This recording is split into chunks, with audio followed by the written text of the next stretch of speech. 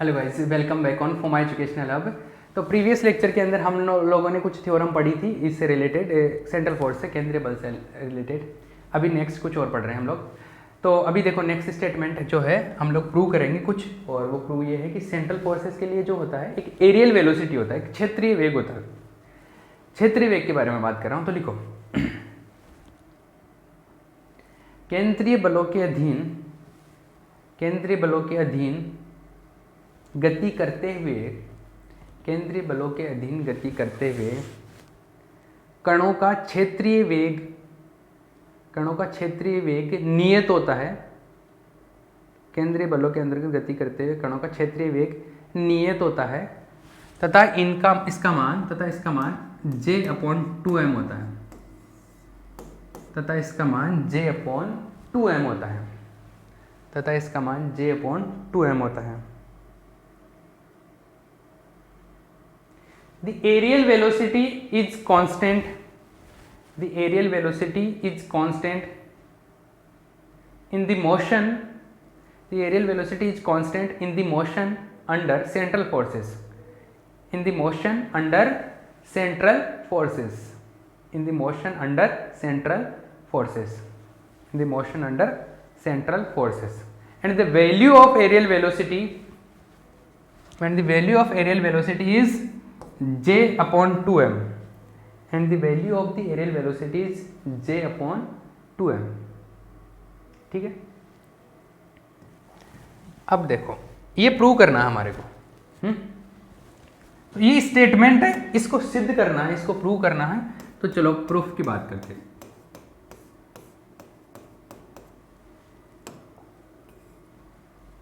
ठीक है, अब देखो ये पर्टिकुलर ऐसा है कि जैसे मान लो केंद्रीय बल है, तो ग्रह जो होते हैं प्लेनेट्स, वो भी क्या होते हैं, सूरज के चारों तरफ सन के अराउंड क्या करते हैं, वो केंद्रीय बल के, गुरुत्वाकर्षण बल के अंतर्गत ही गति करते हैं। वो भी केंद्रीय बल के अंडर ही है, वो भी सेंट्रल फोर्स के अंडर ही मोशन है। तो उससे मैं एक बार रिलेट कर रहा हूँ। जैसे सेंट्रल फोर्स है ये सॉरी सूरज है, सन के अबाउट जब पार्टिकल प्लेनेट्स मोशन करते हैं तो वो दीर्घ वृत्ताकार पथ में गति करते हैं, एक इलेप्टिकल ऑर्बिट में मोशन करते हैं। इसको हम लोग बाद में पढ़ेंगे भी कैसा क्या होता है आगे इसी चैप्टर में। बट आप ये बात करो कि ये कैसे इलेप्टिकल पाथ में मोशन करते हैं, एक दीर्घ वृत्ताकार खंड में गति, दीर्घ वृत्ताकार पथ में गति करते हैं। और दीर्घ वृत्ताकार पथ में गति करते हैं, तो दीर्घ वृत्ताकार पथ में ये 2 पॉइंट्स होते हैं, इनके बाद में बात करेंगे। जैसे इस पे सन है एक, ये सन यहाँ पे, और इसमें जो मोशन कर रहा है वो मान लो अर्थ है, पृथ्वी है, वो गति कर रहा है, अर्थ है, मोशन कर रहा है। ठीक है, अब देखो जैसे मान लो कि ये किसी पर्टिकुलर टाइम पे यहाँ पर है और फिर ये यहाँ से यहाँ आ गया।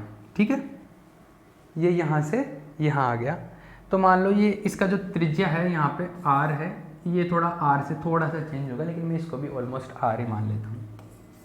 ये जो चाप है ये है s है, मतलब आर्क। तो मान लो कि 5 सेकंड के अंदर ये इतना एरिया कवर कर दिया, ये 5 सेकंड में, एक एग्जांपल ले लो, 5 सेकंड में इतना एरिया कवर कर दिया।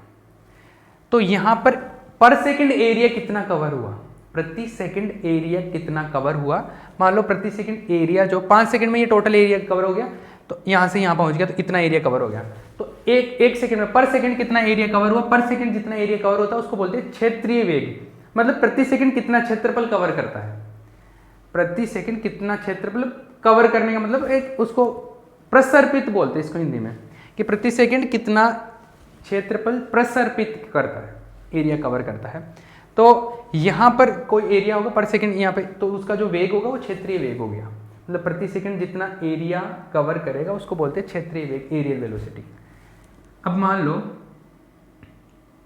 यहाँ पर है, देखिए अब ये पार्टिकल मान लो यहाँ पर है और यहाँ पर, तो ये मान लो कि यहाँ पे भी बात कर रहा हूँ मैं, तो यहाँ पे इस जगह पे भी अगर मैं एरिया कैलकुलेट करूँ और टाइम कैलकुलेट करूँ, तो यहाँ पर भी पर सेकंड जो एरिया आएगा वो क्या आएगा, उधर जितना पर सेकंड था उतना ही यहाँ पे आएगा। तो प्रति सेकंड जो एरिया कवर करता है, जिसको क्षेत्रीय वेग या एरियल वेलोसिटी बोलते हैं, वो हमेशा कांस्टेंट रहता है और उसका वैल्यू जो होता है वो J/2m होता है। तो एरियल वेलोसिटी का मीनिंग समझ में आया। आपको कुछ नहीं समझ में आया कोई प्रॉब्लम नहीं है, अब आप पहले लिखो फिर हम लोग इसको कंटिन्यू करेंगे। सबसे पहले तो लिखो क्षेत्रीय वेग, क्षेत्रीय वेग, एरियल वेलोसिटी, एरियल वेलोसिटी।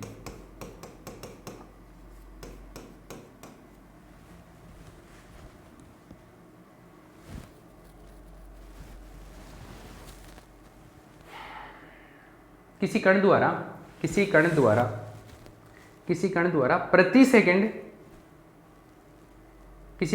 प्रति सेकंड प्रसर्पित क्षेत्रफल, प्रति सेकंड प्रसर्पित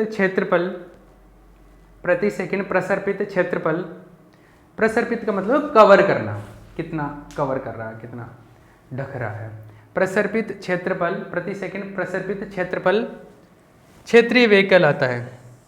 प्रति सेकंड प्रसर्पित क्षेत्रफल क्षेत्रीय वेग कहलाता है।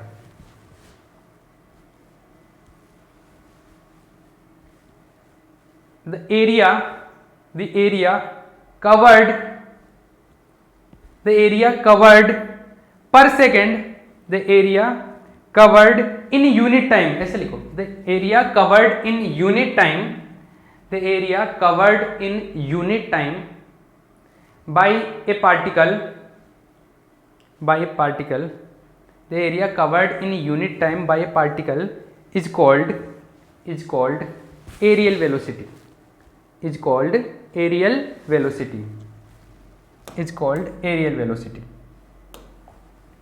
मतलब क्षेत्रफल एरिया अपॉन टाइम जो होगा, समय, टाइम, उसको क्या बोलेंगे, क्षेत्रीय वेग बोलेंगे, क्षेत्रीय वेग, एरियल वेलोसिटी,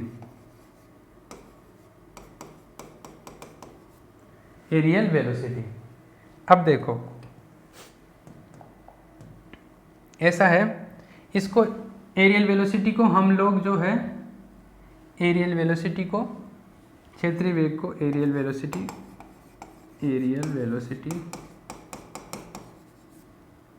क्षेत्रीय वेग,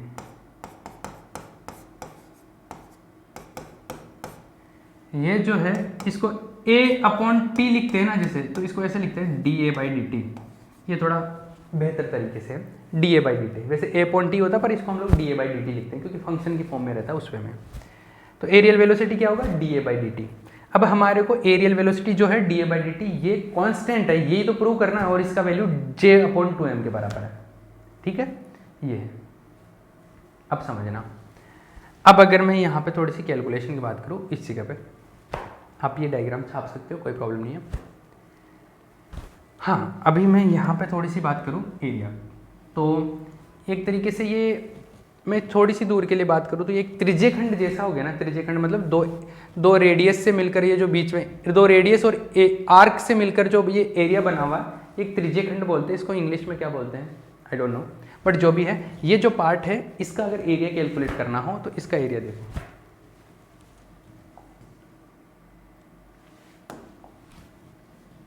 ये ऐसा है आर। इसको मैं थोड़ा सा एंगल बोल देता हूँ कि पहले यहाँ पे था, अब यहाँ पे आ गया, डी थीटा बोल देता हूँ।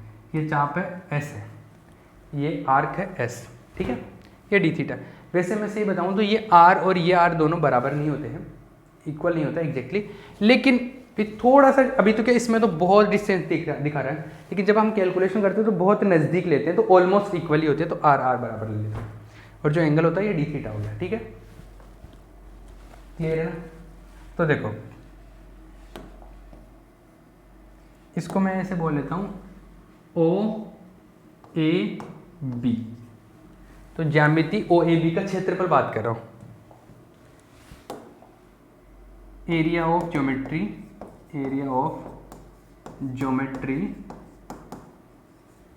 ओ ए बी ज्यामिति या त्रिज्यखंड भी बोल सकते हैं इसको, ज्यामिति का क्षेत्रफल, इसका जो क्षेत्रफल है, क्योंकि ये छोटा सा पार्ट है, ये छोटा सा पार्ट लिया है मैंने, मतलब छोटा सा हिस्सा लिया है, अल्पांश बोल सकते हैं। इसका एरिया ए होगा वैसे तो, लेकिन अल्पांश लिया तो इसको डी ए बोल देता हूँ, क्योंकि थोड़ा सा एंगल लिया ना डी थीटा वाला। इसका जो एरिया आएगा वो आएगा 1/2 इंटू आर इंटू एस। ये तरीका होता है, आपने कभी बचपन में पढ़ा हो तो, एक त्रिज्यखंड का 2 रेडियस और एक आर्क से मिलकर बना हुआ ये जो एरिया है इसको कैलकुलेट करने का ये फॉर्मूला होता है 1/2 आर इंटू एस। ठीक है, इसको बोल देते हैं 1। ठीक है, अब आगे चलो। सिंस कोण बराबर चाप बटे त्रिज्या, आर्क अपॉन रेडियस,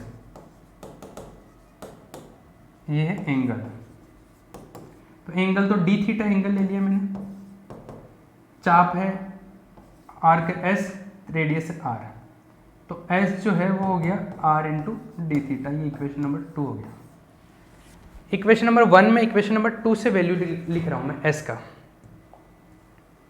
तो लिखो by 1 and 2 by 1 and 2 d A is equal to 1/2 into r d theta. ये मिला मुझे। ठीक है, पॉज करके इसको कॉपी कर लेना भैया, मैं आगे चलता हूँ। ठीक है, हाँ देखिए ये है डी ए, ये आ जाएगा 1/2 आर स्क्वायर डी थीटा। इसका मैं टाइम के रिस्पेक्ट में डिफरेंशिएशन कर दूँ। मुझे क्या चाहिए, d A by d t चाहिए ना, एरियल वेलोसिटी चाहिए, क्षेत्रीय वेग चाहिए, जिसको d A by d t बोलते हैं। तो मैं डी टी मतलब टाइम के रिस्पेक्ट में डिफरेंशिएशन कर देता हूँ, differentiating with respect to time. तो ये हो जाएगा d A by d t is 1/2 r square d theta by d t. ये हुआ। या आप ऐसे बोल सकते दोनों तरफ डी टी से डिवाइड कर दो। ठीक है, अब ये है क्षेत्रीय वेग। ये क्या है, क्षेत्रीय वेग, एरियल वेलोसिटी। ये है क्षेत्रीय वेग, क्षेत्रीय वेग,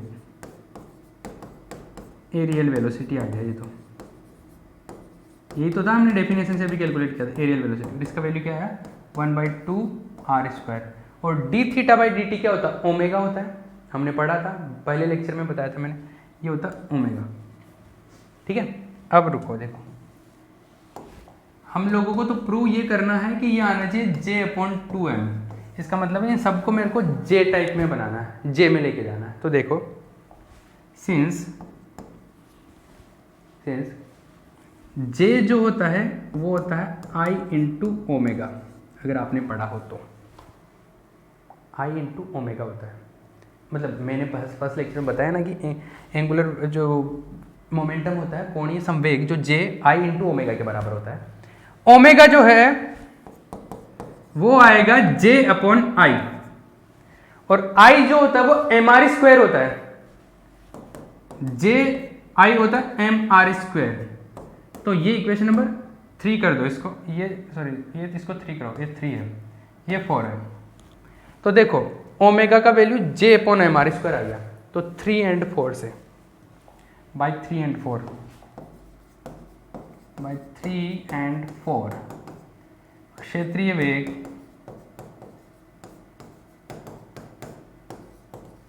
एंगुलर वेलोसिटी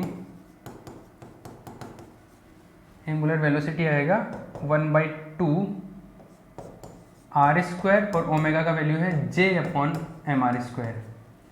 mr स्क्वायर है तो आर स्क्वायर से आर स्क्वायर कैंसिल आउट हो गया, J/2m बच गया। तो क्षेत्रीय वेग जो आया आपका, क्षेत्रीय वेग एरियल वेलोसिटी, ये आ गया J/2m। अब अपने को पता है J कांस्टेंट है, मास तो वैसे ही नियत है, द्रव्यमान तो वैसे कांस्टेंट है, J भी कांस्टेंट है। एक थ्योरम प्रूव की थी हमने लास्ट टू लास्ट लेक्चर के अंदर। तो J तो केंद्रीय बल के अधीन वैसे ही नियत रहता, कांस्टेंट रहता, M वैसे कांस्टेंट है, इसका मतलब ये पूरा ही कांस्टेंट है। तो सिंस J जो है वो नियत रहता है, कांस्टेंट है, इसका मतलब है J/2m भी क्या रहेगा, नियत रहेगा, कांस्टेंट रहेगा। इसका मतलब है कि क्षेत्रीय वेग जो पूरा ही रहेगा कांस्टेंट रहेगा। इसका मतलब ये हुआ कि ये पूरा का पूरा क्या रहेगा, नियत रहेगा, कांस्टेंट रहेगा।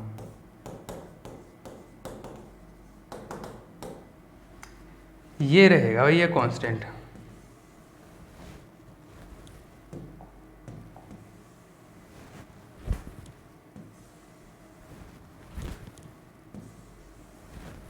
आई बात समझ में?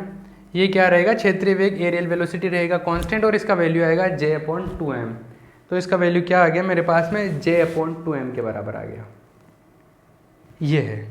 तो वो जो क्षेत्र कवर करेगा, क्षेत्र प्रति सेकंड जो कवर करेगा उसको क्षेत्रीय वेग बोलते हैं। कितना एरिया पर सेकंड कवर करता है उसको एरियल वेलोसिटी बोलते हैं। और वो जो एरियल वेलोसिटी रहेगा दैट विल बी कांस्टेंट, वो नियत रहता है हमेशा, ठीक है, वो कांस्टेंट रहेगा। तो उसके हिसाब से ये कंप्लीट हो गया ये डेरिवेशन, ठीक है। ये डायग्राम भी छापने थे आपको सारे, पॉज करके छाप लेना जिसने नहीं छापे हो। यहाँ पे लिख लो, अतः केंद्रीय बल के अधीन गति में, अतः केंद्रीय बल के अधीन गति में क्षेत्रीय वेग नियत रहता है। अतः केंद्रीय बल के अधीन गति में, अतः केंद्रीय बल के अधीन गति में, केंद्रीय बल के अधीन गति में क्षेत्रीय वेग नियत रहता है, क्षेत्रीय वेग नियत रहता है। Hence aerial velocity remains constant. Hence aerial velocity remains constant under central forces. Under central forces. ठीक है, क्लियर? चलो इसको यहीं पे फिनिश करते हैं। नेक्स्ट लेक्चर के अंदर हम लोग कुछ और बात करेंगे सेंट्रल फोर्स से रिलेटेड, ठीक है। ओके।